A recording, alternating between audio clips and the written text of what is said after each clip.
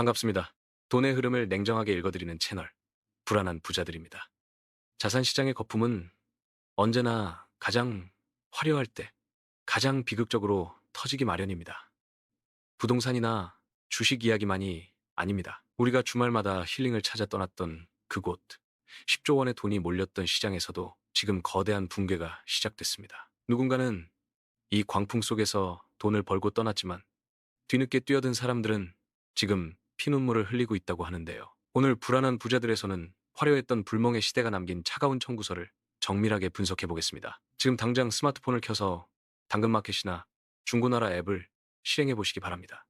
그리고 검색창에 딱 두 글자 캠핑이라고 쳐보세요. 스크롤을 아무리 내려도 끝이 보이지 않을 겁니다.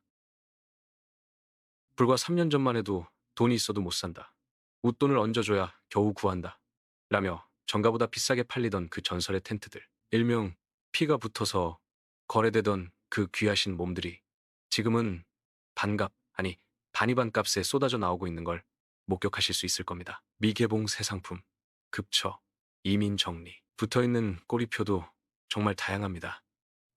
한때 대한민국은 말 그대로 캠핑에 미쳐 있었습니다. 금요일 오후만 되면 경부고속도로와 강원도 국도는 캠핑카와 짐을 가득 실은 SUV로 마비됐고 인기 있는 캠핑장 예약은 하늘의 별 따기였습니다. 유명 아이돌 콘서트 티켓팅보다 캠핑장 예약이 더 어렵다는 말이 농담이 아니었을 정도니까요. 그런데 지금 그 화려했던 불멍의 시대가 아주 차갑게 그리고 빠르게 식어가고 있습니다.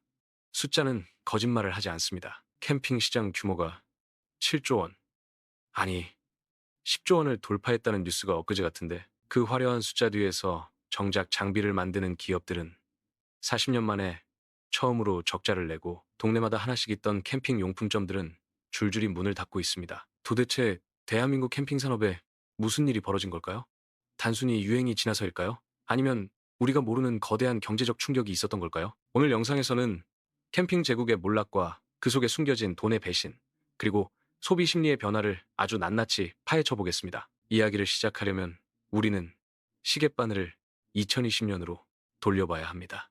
코로나 팬데믹이 전 세계를 강타했을 때죠. 하늘길이 막히고 식당도 마음대로 못 가고 사람들과 만나는 것조차 공포스러웠던 그 시절, 우리에겐 탈출구가 필요했습니다. 그때 캠핑은 단순한 취미가 아니었습니다. 유일한 해방구였죠. 타인과 접촉하지 않으면서도 자연 속에서 여행 기분을 낼 수 있는 방역과 힐링을 동시에 잡은 완벽한 대안이었습니다. 너도 나도 텐트를 샀습니다. 이때 재미있는 현상이 벌어집니다. 캠핑이 생존을 넘어 하나의 거대한 트렌드이자 계급장이 되어버린 겁니다. 인스타그램 기억나시죠? 알전구가 반짝이고 감성적인 우드 테이블 위에 고급 위스키와 토마호크 스테이크가 올려진 사진들. 장비가 좋을수록 텐트 브랜드가 명품일수록 소위 인싸가 되는 세상이었습니다. 사람들은 텐트를 치러 가는 게 아니라 보여주러 갔습니다. 텐트 하나에 200만 원, 의자 하나에 20만 원 하는 장비들이 없어서 못 팔았습니다. 기업들은 환호했죠. 아, 이제 대한민국도 선진국형 레저 문화가 정착했구나. 이 붐은 영원할 것이다. 라고 착각했습니다. 하지만 2024년 현재 이 거대한 거품이 터지는 소리가 들리십니까? 가장 먼저 비명을 지른 곳은 바로 장비 업체들입니다. 혹시 스노우피크라는 브랜드 아십니까? 캠핑계의 에르메스, 명품 중에 명품이라 불리죠. 캠핑 좀 한다는 분들은 이 브랜드 로고가 밝힌 텐트 하나 갖는 게 꿈이었습니다. 그런데 이 회사의 2023년 성적표가 충격적입니다. 순이익이 전년 대비 무려 99.9% 폭락했습니다. 오타가 아닙니다. 99.9%입니다. 수백억 원을 벌던 글로벌 기업이 1년 만에 한국 돈으로 고작 1천만 원 정도밖에 못 남겼다는 겁니다. 사실상 장사를 공친 거죠. 국내 기업은 더 심각합니다. 업계 1위인 코베아도 적자로 돌아섰고 튼튼하기로 소문난 헬리녹스 같은 기업들도 영업이익이 반토막 났습니다. 영원할 것 같았던 캠핑 제국이 불과 2년 만에 무너져 내린 이유. 지금부터 하나씩 분석해 보겠습니다. 가장 먼저 꼽을 수 있는 이유는 바로 돈과 노동의 불균형, 즉 진입장벽의 배신입니다. 캠핑. 처음엔 다들 가벼운 마음으로 시작합니다. 주말에 애들 데리고 자연에서 좀 쉬어볼까? 텐트 하나 사서 떠나보자. 그런데 막상 견적을 뽑아보면 억소리가 절로 납니다. 쌓인 가족이 제대로 잘 수 있는 거실형 텐트 하나에 쓸만한 건 150만 원에서 200만 원입니다. 여기서 끝인가요? 바닥 냉기 막으려면 매트 깔아야죠. 잠자려면 침낭 필요하죠. 밥 먹으려면 테이블에 의자 사게. 요리하려면 버너랑 코펠. 밤에는 어두우니까 랜턴도 사야 합니다. 겨울엔 난로도 있어야 하고 여름엔 타프도 쳐야 합니다. 구색 좀 갖추려면 초기 비용만 500만 원에서 600만 원이 우습게 깨집니다. 웬만한 소형차 한 대 값이 들어가는 취미가 된 거죠. 문제는 이 비싼 장비를 사고 나서 겪는 현실 자각 타임, 일명 현타입니다. 한국의 캠핑 문화는 유독 이사 수준의 짐을 챙기는 것으로 유명합니다. 상상을 해보세요. 금요일 퇴근하고 지친 몸을 이끌고 집에 옵니다. 엘리베이터를 10번씩 왔다 갔다 하며 짐을 차에 싣습니다. 이걸 테트리스라고 하죠. 짐이 안 들어가서 땀을 뻘뻘 흘리며 쑤셔 넣습니다. 그렇게 막히는 길을 뚫고 캠핑장에 도착하면 이미 해는 져 있습니다. 어두컴컴한 곳에서 헤드랜턴 하나 끼고 1시간 넘게 텐트를 칩니다. 백 박다가 손 찢고 폴대 끼우다. 아내랑 말다툼 한번 하고 나면 이미 밤9시 10시입니다. 밥 먹고 술 한잔하고 잠들면 끝이죠. 다음날 아침은 어떤가요? 결로 때문에 텐트는 축축하게 젖어 있습니다. 이걸 말릴 새도 없이 오전 11시 퇴실 시간에 쫓겨 허겁지겁 철수해야 합니다. 다시 짐 싸고 차에 싣고 집에 와서 또 짐 내리고 젖은 텐트 베란다에 널어서 말리고 이 짓을 두세 번 반복하다 보면 머릿속에 딱 한 가지 생각만 듭니다. 내가 내 돈 500만 원 쓰고 귀한 주말에 왜 밖에서 이 개고생을 하고 있지? 이런 회의감이 들 때쯤 캠핑족들의 뒤통수를 치는 결정적인 사건들이 터집니다. 바로 캠핑장들의 배짱 장사입니다. 사실 이게 캠핑 몰락의 두 번째이자 가장 분노를 유발한 원인입니다. 경제학적으로 수요가 폭발하면 가격이 오르는 건 당연합니다. 하지만 정도가 지나쳤습니다. 몇 년 전만 해도 3만 원, 4만 원 하던 일박 요금이 지금은 기본 7만 원, 10만 원을 훌쩍 넘깁니다. 시설 좋은 프리미엄 캠핑장은 1박에 15만 원, 글램핑은 성수기에 30만 원, 50만 원을 부르기도 합니다. 가격만 비싸면 말도 안 합니다. 소비자들을 정말 화나게 만든 건 말도 안 되는 룰입니다. 저희는 1박 예약 안 받습니다. 무조건 2박 이상만 예약하세요. 직장인이 주말에 어떻게 2박을 합니까? 금요일 연차를 매번 쓸 수도 없고요. 결국 울며 겨자 먹기로 토요일 하루만 자는데도 2박 요금을 다 내야 했습니다. 게다가 옵션질은 어떻고요? 기본 2인 요금만 받고 자녀들은 1인당이 만 원씩 더 내라고 합니다. 심지어 방문객 차량 1대당 주차비 만 원을 또 받습니다. 숯불 피우면 2만 원, 불멍장작 2만 원. 이렇게 뜯기다 보면 1박에 20만 원이 순식간에 사라집니다. 그런데 시설은 어떻습니까? 샤워기 물은 졸졸 나오고 온수는 금방 끊깁니다. 화장실에선 냄새가 진동하고 벌레는 들끓죠. 무엇보다 난민촌처럼 다닥다닥 붙은 텐트 간격 때문에 옆 텐트 아저씨 코 고는 소리, 부부싸움 하는 소리가 라이브로 들립니다. 소비자들은 바보가 아닙니다. 계산기를 두드려 봅니다. 잠깐만, 기름값에 장비 감가상각에 자리비에 먹을 것까지 합치면 1박에 40만 원? 이 돈이면 에어컨 빵빵하고 조식 주는 호텔을 가지. 내가 왜 흙바닥에서 잠을 자? 소비자들의 마음속에서 캠핑은 가성비 좋은 여행이라는 공식이 완전히 깨져버린 겁니다. 여기에 결정타를 날린 세 번째 원인, 바로 강력한 대체재의 귀환입니다. 코로나가 끝나고 하늘길이 열렸습니다. 엔저 현상으로 일본 여행붐이 일었고 동남아 항공권 가격도 안정됐습니다. 인천공항은 다시 사람들로 미어터지기 시작했습니다. 사람들은 생각했습니다. 텐트 칠 돈으로 일본 가서 료칸 가고 베트남 가서 마사지 받자. 실제로 해외여행이 재개되면서 캠핑 인구 중 가볍게 즐기던 라이트 유저들이 대거 이탈했습니다. 통계를 볼까요?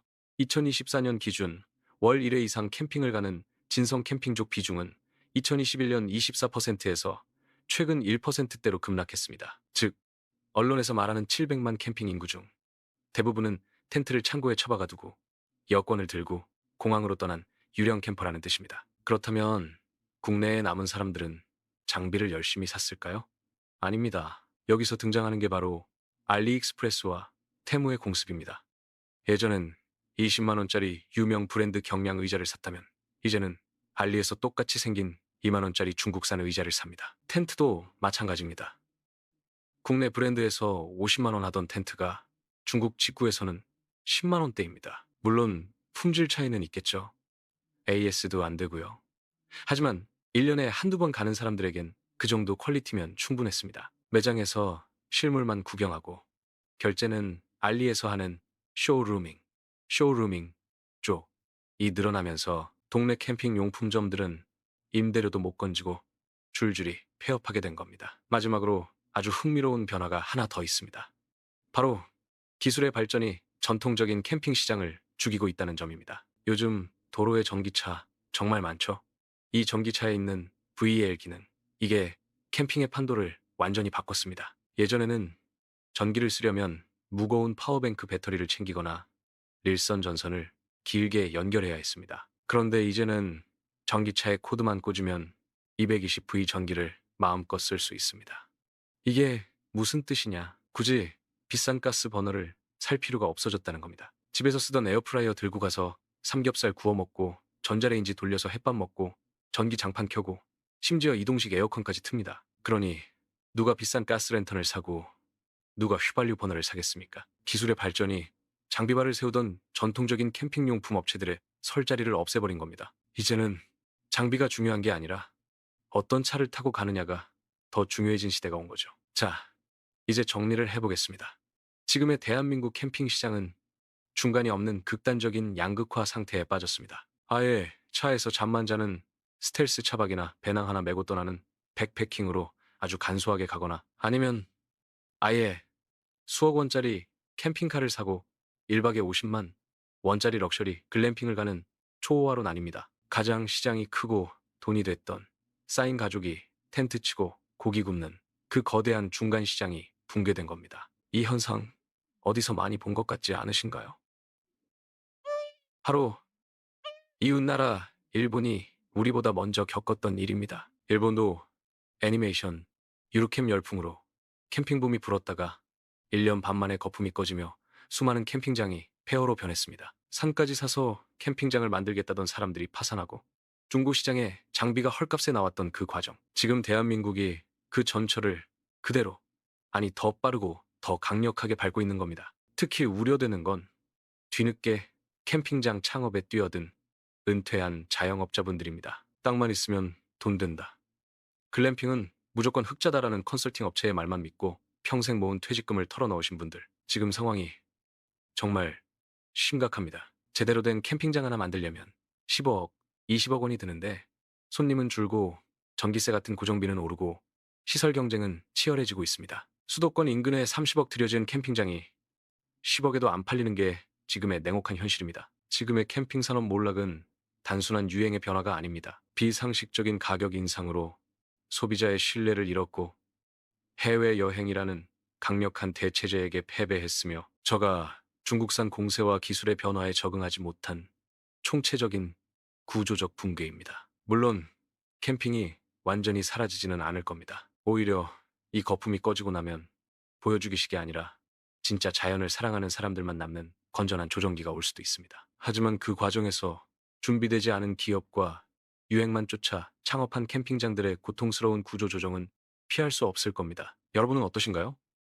혹시 지금 베란다 창고 구석에 몇 번 쓰지도 않은 텐트가 먼지를 뒤집어 쓴 채 처박혀 있진 않으신가요? 아니면 이번 주말 큰맘 먹고 비싼 캠핑장을 예약하셨나요? 불멍의 낭만 뒤에 숨겨진 차가운 경제의 현실.